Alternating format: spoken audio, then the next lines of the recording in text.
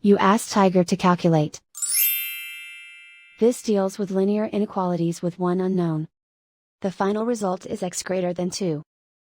Let's solve it step by step. Swap sides.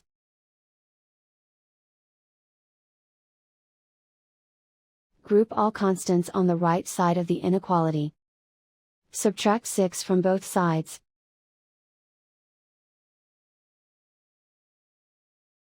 Simplify the arithmetic.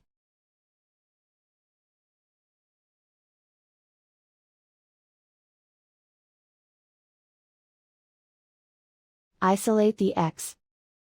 Divide both sides by 6.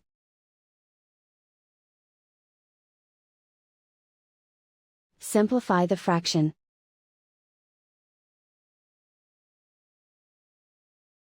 Find the greatest common factor of the numerator and denominator.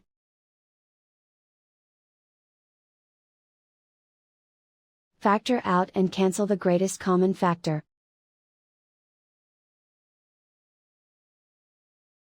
Plot the solution on a coordinate grid.